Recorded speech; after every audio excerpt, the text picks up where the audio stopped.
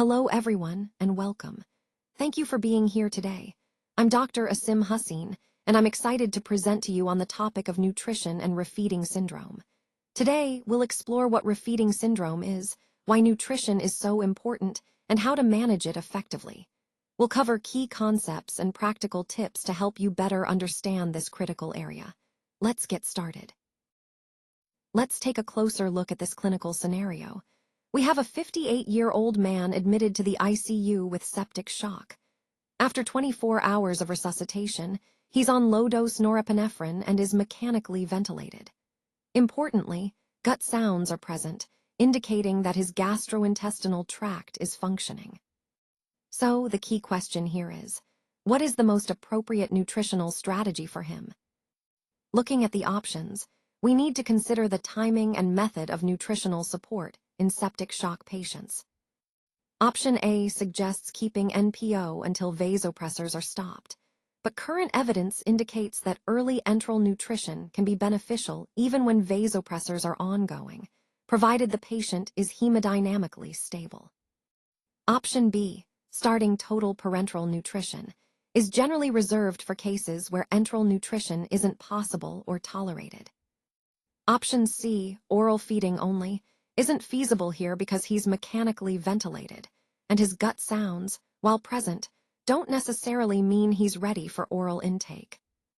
Option D, early enteral nutrition within 24 to 48 hours, aligns with current guidelines emphasizing early feeding to support gut integrity, immune function, and reduce infectious complications in septic patients. Option E, high-fat enteral feeding, isn't the standard approach in this context and could have metabolic repercussions. Considering all this, the most appropriate choice is D, initiating early enteral nutrition within 24 to 48 hours, as long as the patient remains hemodynamically stable. This approach helps promote gut integrity and supports recovery, which is essential in managing septic shock patients effectively. The correct answer here is D now. Let's discuss why early enteral nutrition, which we typically start within 24 to 48 hours, is so beneficial. When patients are hemodynamically stable, initiating this kind of nutrition can actually improve their overall outcomes. It helps support the patient's immune function and promotes healing. Additionally, early feeding plays a crucial role in preserving gut integrity. This means it helps keep the lining of the gut healthy and functioning properly, which is vital for preventing infections and other complications. So, in the context of our overall theme, optimizing patient recovery, early enteral nutrition is a key strategy. It's a simple intervention that can make a significant difference in patient outcomes once stability is achieved. Let's take a closer look at this case. We have a 46-year-old woman with alcohol dependence who's been admitted with pneumonia. Her BMI is quite low at 16 kg/m2, indicating she's severely underweight. She also hasn't eaten for the past 10 days. Now, when considering refeeding syndrome, what's the most critical factor here? The options include hypokalemia only, a short ICU stay, prolonged starvation with low BMI, normal phosphate, or female sex. What really stands out is her prolonged starvation combined with her low BMI. This combination significantly increases her risk of refeeding syndrome. When someone has been starved or malnourished for a prolonged period, their body's electrolyte and mineral stores, especially phosphate, become depleted. Refeeding syndrome occurs when we start nutritional support, leading to a sudden shift of electrolytes into cells, which can cause dangerous imbalances. The lowest risk factor among these options is normal phosphate, which actually suggests she's at risk because her phosphate stores are likely depleted due to her starvation. So, in essence, her severe malnutrition and prolonged period without food are what put her at the highest risk for refeeding syndrome. Recognizing these risk factors is crucial for preventing serious complications when initiating nutritional therapy. The correct answer here is C now. Let's delve into why that's the case. The key risk factors we need to be aware of include low BMI, which indicates severe undernutrition, prolonged starvation, which depletes vital nutrients, alcohol misuse, which can impair nutrient absorption and liver function, malignancy, as cancer can cause cachexia, and anorexia nervosa, a psychological disorder leading to self-imposed starvation. Recognizing these risk factors is crucial because they help us identify patients who are at higher risk for complications related to nutritional deficiencies. Understanding these connections reinforces the importance of early intervention and targeted management in at-risk populations. This knowledge ties back into our overall theme of assessing and addressing nutritional health effectively. All right, let's take a close look at this scenario. We have an ICU patient who, after starting enteral feeding, develops acute hypophosphatemia, along with arrhythmias and respiratory failure. These signs suggest a rapid shift in the body's electrolyte balance, which is crucial to recognize. The key here is understanding what happens when we begin nutritional support in critically ill patients. Often, these patients have been in a catabolic state, with depleted phosphate stores. When they start receiving nutrition, especially carbohydrates, insulin secretion increases. This insulin-driven process causes electrolytes like phosphate to move into the cells, effectively lowering their levels in the blood, leading to hypophosphatemia. This cellular shift can destabilize cell membranes, impair muscle function, including the muscles of the heart and diaphragm, causing arrhythmias and respiratory failure. So, the underlying mechanism here is primarily the insulin-driven intracellular shift of electrolytes, particularly phosphate. Therefore, the correct answer is B, insulin-driven intracellular shift of electrolytes. This highlights how important it is to monitor and manage electrolyte levels carefully during nutritional interventions in ICU patients. It's a great example of how metabolic shifts can have profound clinical effects.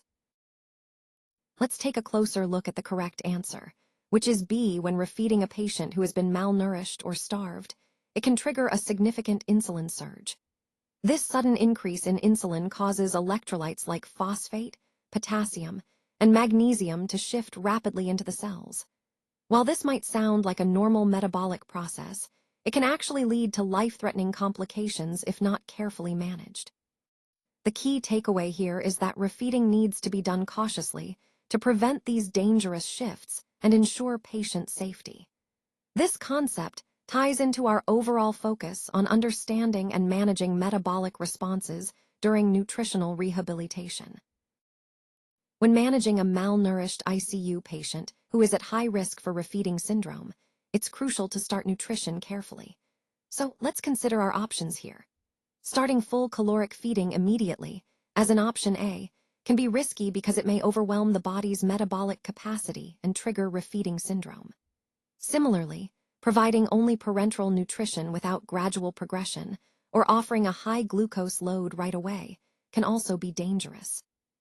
What we want to do instead is choose a cautious and gradual approach, starting at around 10 kcal per kilogram per day, and then slowly increasing the caloric intake allows the body to adapt without causing electrolyte shifts or other complications associated with refeeding.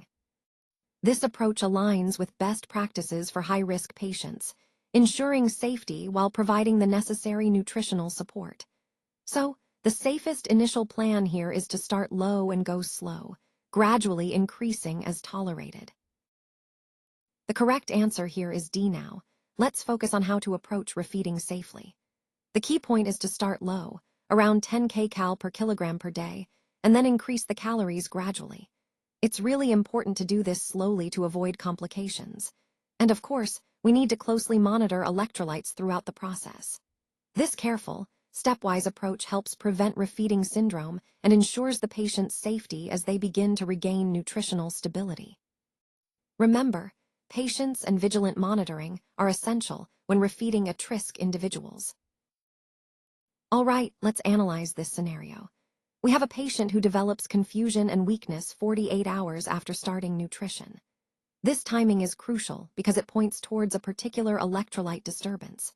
When we see neurological symptoms like confusion and weakness occurring shortly after initiating nutrition, especially in a hospitalized or critically ill patient, we should think about shifts in electrolytes that affect the nervous system. In this case, hyperkalemia, or elevated potassium levels, is a common culprit. Potassium is vital for nerve and muscle function, and rapid increases can cause neurological symptoms and muscle weakness.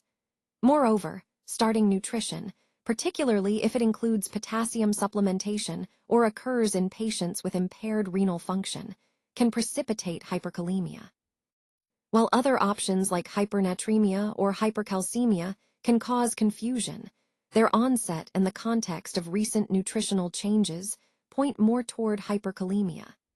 Hypophosphatemia and hypermagnesemia are less likely in this scenario, though they can cause weakness as well, but their typical presentation and timing differ. So, based on the clinical picture, confusion and weakness after starting nutrition, the most characteristic electrolyte abnormality is hyperkalemia. This highlights the importance of closely monitoring electrolytes when initiating nutritional support, especially in vulnerable patients. The correct answer here is C now.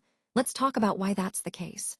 Hypophosphatemia, or low phosphate levels, is actually the hallmark of refeeding syndrome. It plays a crucial role because it can lead to serious complications.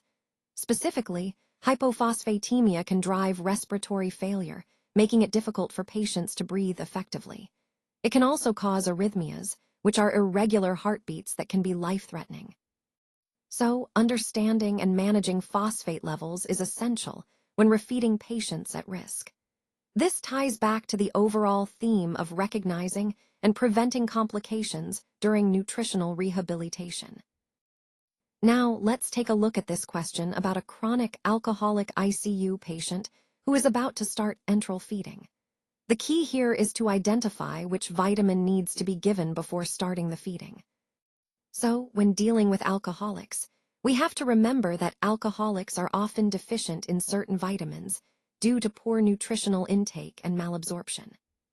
In this case, the options include vitamin B12, folic acid, vitamin K, vitamin D, and thiamine. The most critical vitamin to administer first in this scenario is thiamine, or vitamin B1. Why is that? Because alcoholics are at high risk for Wernicke's encephalopathy, which results from thiamine deficiency. Giving thiamine before feeding helps prevent this serious neurological complication. It's also important to note that thiamine deficiency can develop rapidly in these patients, especially when they start receiving nutrition. While other vitamins are also important, thiamine takes priority in acute settings like this to prevent neurological issues. So the correct answer here is E, thiamine. This highlights the importance of assessing nutritional deficiencies and providing the right vitamin supplementation early, especially in vulnerable populations like alcoholics in the ICU. The correct answer here is E now. Let's delve into why that is. Thiamine deficiency, as many of you know, can lead to Wernicke's encephalopathy, which is a serious neurological condition. The key point to remember is that when glucose is given without proper supplementation of thiamine, it can actually trigger or worsen this condition. This happens because glucose metabolism increases the demand for thiamine, and if the body's stores are already depleted, it can precipitate neurological damage. So, the main takeaway is the importance of administering thiamine before or alongside glucose in at-risk patients to prevent this complication.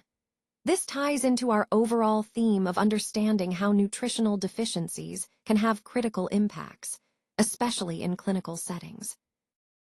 Let's take a closer look at the core principles of nutrition in the ICU. First, enteral nutrition is generally preferred over parenteral nutrition whenever possible. This is because it helps maintain the natural function of the gut. Starting nutrition within 24 to 48 hours is crucial. It's an optimal window to support recovery while reducing complications. Maintaining gut integrity is another key point. A healthy gut barrier prevents infections and supports overall patient stability. When we prioritize early and appropriate nutritional support, it can significantly reduce infection rates and even lower mortality. So these principles are interconnected. They all aim to preserve gut function, promote healing, and improve outcomes in critically ill patients. Keeping these core ideas in mind helps us deliver better, evidence-based care in the ICU. Let's take a moment to look at some of the key indications for parenteral nutrition. When the gut isn't functional, such as in cases where it can't digest or absorb nutrients properly, parenteral nutrition becomes essential. Similarly, if there's a high-output fistula, meaning a large abnormal connection that causes significant fluid and nutrient loss, providing nutrition directly into the bloodstream is often the best option. Severe ileus, which is a complete shutdown of intestinal motility, also makes enteral feeding impossible, so parenteral nutrition is indicated. In cases of intestinal ischemia, where blood flow to the intestines is compromised, the gut may be damaged or non-functional, again necessitating parenteral nutrition. And of course, nutrition management in the ICU frequently requires parenteral routes, especially when patients are critically ill and can't tolerate enteral feeding initially. Overall, these indications highlight situations where the gut can't fulfill its role, and parenteral nutrition becomes a life-saving alternative to ensure patients still receive the nutrients they need to recover and maintain health. Refeeding syndrome is a critical concept to understand, especially when we're working with malnourished patients. It refers to a potentially fatal shift in fluids and electrolytes that can happen when we start reintroducing nutrition. This isn't just a minor issue. It can become life-threatening if not managed properly. The key point here is that when someone is severely malnourished, their body's electrolyte balance and fluid status are already compromised. So, when we begin refeeding, there's a sudden change in how their body handles fluids and electrolytes, leading to dangerous shifts. This is why careful monitoring and gradual reintroduction of nutrition are essential. It ties into the overall theme of safe nutritional management, making sure we're restoring nutrition without causing harm. Understanding refeeding syndrome helps us prevent complications and ensures we're supporting our patients' recovery in the safest way possible. Now, let's take a closer look at the high-risk groups that require special attention. First, individuals with a BMI less than 18.5, which indicates undernutrition or being underweight, are particularly vulnerable. Then, we have those who haven't had any intake for more than 5 to 10 days. These patients are at risk because of prolonged fasting or inadequate nutrition. Alcohol misuse is another critical factor. It can complicate nutritional status and metabolic processes. Oncology patients also fall into this high-risk category, especially during treatment, when their nutritional needs often increase.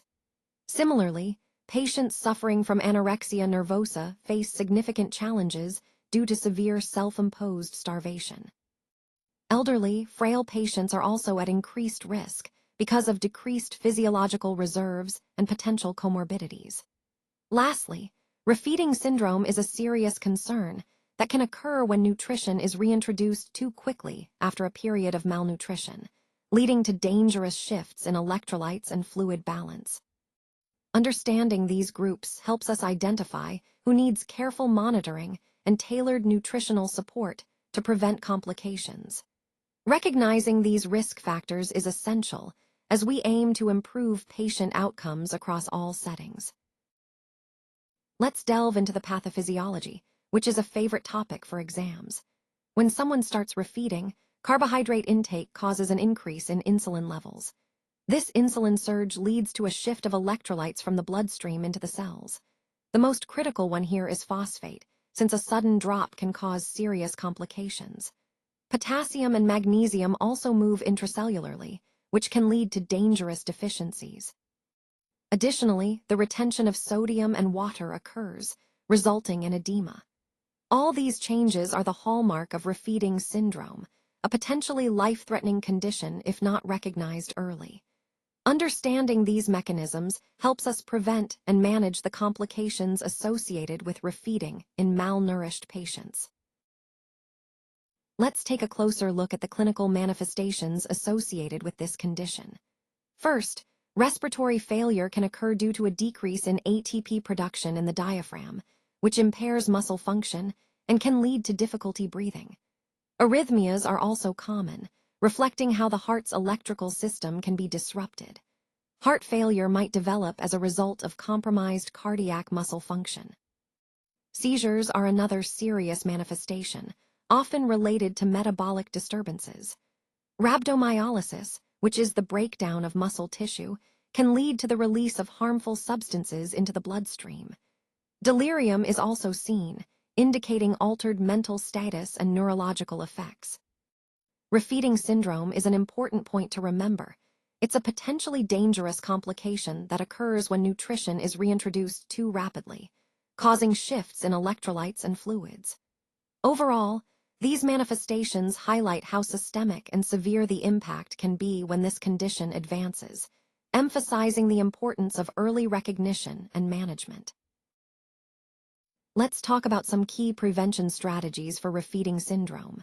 First, it's crucial to identify patients who are at high risk, those who have experienced significant weight loss, malnutrition, or prolonged fasting. Recognizing these patients early helps us tailor our approach. Next, giving thiamine before initiating feeding is essential. Thiamine plays a vital role in carbohydrate metabolism, and supplementing it beforehand can prevent deficiencies that might otherwise lead to serious complications. When starting nutritional support, always begin with low-calorie feeds. This cautious approach helps prevent sudden shifts in electrolytes and fluid balance that can be dangerous. Monitoring electrolytes daily is another critical step. Keeping an eye on phosphate, potassium, and magnesium levels allows us to catch and address imbalances promptly. These electrolytes are often depleted during refeeding and can cause serious issues if not managed properly. And if imbalances do occur, aggressive replacement of these electrolytes becomes necessary to stabilize the patient quickly. Overall, these strategies are about being proactive and careful, especially with vulnerable patients, to prevent the potentially life-threatening consequences of refeeding syndrome. Remember, early recognition and meticulous management are key to safe refeeding. When managing refeeding, it's crucial to be attentive to the patient's response. If you notice severe abnormalities, such as electrolyte imbalances or cardiac issues, it's important to stop or at least slow down the feeding process. This helps prevent further complications. Additionally, replacing electrolytes intravenously is often necessary to correct imbalances like hypophosphatemia, hypokalemia, or hypomagnesemia.